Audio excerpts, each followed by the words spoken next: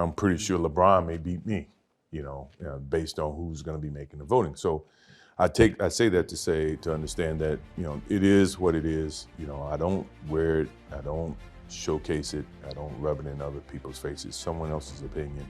If you ask me, I can never give you an opinion about things like that, because as an athlete, all you want to do is be the best athlete. James, the fourth title in his remarkable career. It don't matter where it is. If you win a championship, it's one of the greatest feelings in the world. Keep going. Keep going. We built different, dog. We built different. LeBron, say it with your chest. Everything obviously so different this year. But one consistent thing was the great play from LeBron James. It never gets old being on this stage. That's what I work my tail off for. It will never get old to me. I just try to take full advantage of it while I can. Yeah! Let's go! He's having one of the longest primes in sports history. You know this is his 17th year, right? How can you keep improving? The most wins in NBA playoff history, the most minutes, the most points, the most steals. That's the true sign of greatness. When you just say, oh, okay, he had a good game. When they just keep putting up these remarkable numbers night in and night out. Swatted out of bounds by James. Past the great John Stockton on the all-time playoff assist list. The vision of LeBron is spectacular. It's been an unbelievable run, and there's still plenty left in the tank. James, way downtown. LeBron James, long distance. 260th playoff game tonight. The most all-time. That's over 3 full regular seasons. 55th NBA Finals game. Just staggering numbers. Oh, my God! Oh, my God! Thinking I had something to prove fuels me. No matter what I've done in my career up to this point, there's still a little rumblings of doubt. Has he done this? Has he done that? Comparing me to, the history of the game, saying to myself, why not still have something to prove?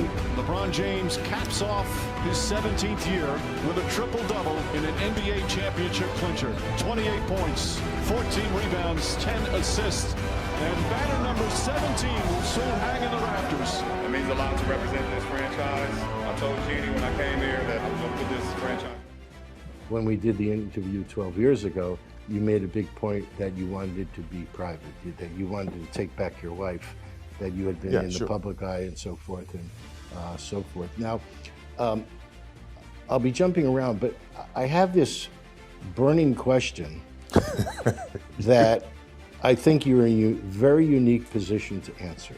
All right. College kids can't wait to leave school to go into the pros. There's no real rule that you have to be 21 or that you have to finish 4 years. You have to be 19. I'm just saying that, but in other words, at age 19, when you're still a very young man, you give up your education, you give up the college experience and so forth and so on. And upon reflection,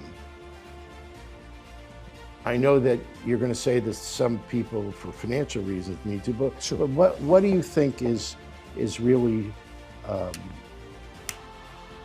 the right way for the NCAA or the NBA to handle this? Well, I've been on both sides, obviously. I left school at the age of 20, 21, my junior season. It wasn't a financial decision. It was more or less a business decision, an opportunity for me to play professional basketball. I was, so close to graduation, so education still was a part of everything that I do, or did at the time. My feelings about, a kid being able to go to the pros, and I've seen both sides, is that you should allow a kid, if he feels like from a financial standpoint, that he wants to go and work and earn a living. I think there's a certain way that you can go about between the NCAA as well as the NBA and all parties involved, that you can systematically build a way to where that kid now at the age of 18 or 19, if they want to go and play professional sports, they should be allowed to. Kind of like baseball. Baseball I think has a very good plan, where if you come out, you get drafted at 18, you start in the minor league system and work your way up to where your skills determine if you are qualified to play on a certain level. Along with that comes the compensated aspect of what you're going to be compensated based on your skill set at that particular time, which I think is very correct. So I think from a basketball standpoint, and if you're 18 and you choose not to go to the pros and you go to college, I think you should be obligated to stay in college for a length of time to where you can educate yourself, focus on education, focus on your maturity, focus on the development of your bodies and your mind, and then be allowed to go into the NBA, not the CBA. So I think to me that is a perfect model to where everybody gets exactly what they deserve or what they need. All right, so what's in this young man's head? Is it about getting the best deal he can, or is it playing in the city that he wants to, and there is his hometown, or is the city not an issue? It's what are the criteria upon which they hope they get drafted by a certain team?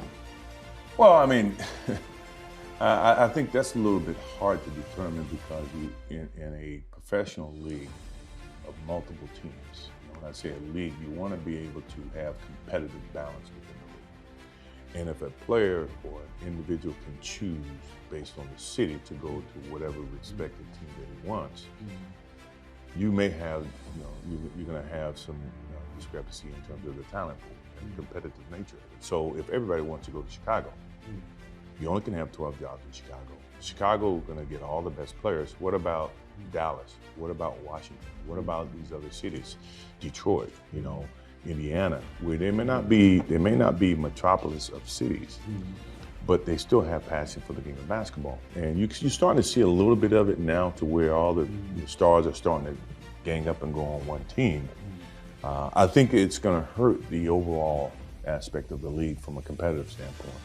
And you're going to have just one or two teams that's going to be great, and the other 28 teams are going to be garbage, or they're going to have a tough time surviving in the business environment. So what role, positive or negative, does an agent play in helping the young man make the best decisions? Well, I'll give you a good example, because I ask you that because you're not only a No, player, because but you're an owner. I was on the same side. Yeah. I was on the other side, and now I'm on this side. Yeah. And I think what the agent's responsibilities is to educate the individuals, educate the kids to be able to make sound decisions from where they sit or what they think they want. A lot of times you have the agents making decisions based on what they want as opposed to what the players want. And sometimes it's not even in the best interest of the players. It may be in the best interest of the agents. I think if you can regulate that, which is very tough, if you can moderate that to where that player or that athlete's going to be educated about his positions, that he can make sound decisions that's going to be best suited for him and his family, that's the correct agenda. My agent, when I came out of college, obviously I was in college for 3 years, Coach Smith, my parents taught me, right from wrong, taught me to understand and listen and learn. And then I got with an agent that basically educated me about the positions that I was in, how to, to manage my own, my personalities, the business aspect, how that translates into, in the business world, things of that nature, to a point now, I can do a lot of those things on my own. It's an education. I lived an education. I went through an education based on, how my life was lived. I think that can be very helpful for the kids today, but because the agent is not that motivated or not, that's not their energy, they're not teaching the kids. And the kids then, by the time they're not useful to the agent, now have nothing, no decision-making knowledge. A lot of times they may end up broke, they mismanage their money. You can avoid some of those problems, especially when you talk about the kids that are skipping college and going to the pros. Where are they gonna get that education from? The best support system they have is the agent. So if the agent's not gonna educate them, you tell me they're gonna learn, the pros and cons about being independent and being able to manage their own finances. So when they're not represented by that agent, or they're out of the game of basketball, out of the game of football, can they still articulate and make decisions just, from a business sense? I think that's one of the major issues. You see a lot of players who, when they retire, they have no money. They've mismanaged their money. They have in all sports. In all sports, not just basketball, football, baseball, whatever. So you talked earlier, you mentioned about the competition between cities, and it's sort of a dual question. You can go wherever you want with it, but you now are the owner of Charlotte. Right. I assume you're at a competitive disadvantage in a lot of ways. And also the audiences at who watch basketball are declining over the years. I think it peaked when you were playing. Right. Some people say there are just too many teams and the talent pool is diluted, and the economics really favor the bigger cities in a large way. I'm sure you didn't buy the Charlotte team to be an also-ran. You want to win the big prize. Sure. Do you have a shot? How can you develop your team to become a winner? Well, I being think from Charlotte. Yeah. Well, it takes a lot of work, which I'm not afraid of. It takes a lot of, forwardly thinking, seeing good talent, nurturing new talent, developing new talent. One of the biggest issues we do have is we're not a Chicago, we're not a LA, so you have to create a culture, that winning culture, and you got to be able to connect that basketball team to the support system within that community. One of the biggest reasons why I bought the team initially, but I felt the team was under preserved, under operated because they were not connected to the community. Charlotte led the league for 10 years. When they first came into the league, led the league in attendance for 10 years, which was a huge economical, support for that city. And the talent pool followed that. They had good teams that went to the Eastern Conference Finals. They won 50 games. They had potentials of winning. And they got lost in the transition. When Charlotte moved to New Orleans, Charlotte was without a team. Then you had an owner come in who was not from North Carolina, did not understand, and we're good friends. Bob Johnson and I are very good friends, and we talk about this and we understand the difference in terms of how things has transpired since I've taken ownership and since he was owner. That disconnected itself from the community, angered the community to where they would not support. The talent pool was not quite the same. It took a transition in terms of the kids were getting younger and younger in drafts. And what that entailed was you didn't have the same talent that when we played, the talent pool was much broader because the kids were in college much longer. And coaches could develop them, their skill set could develop, blah, blah, blah.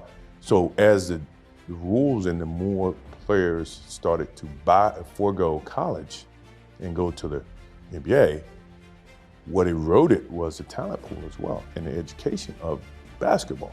One of the advantages you have is that in the 300-mile radius, you have so many colleges that have great teams. Oh, great, sure. Are you active in recruiting? To some degree, yeah, I am. I try to, it's a very sensitive thing to recruit. Well, you certainly go to games to see the talent. Oh yeah, I go see the talent, but in terms of recruiting a kid to go to North Carolina, that's a very personal and family decision.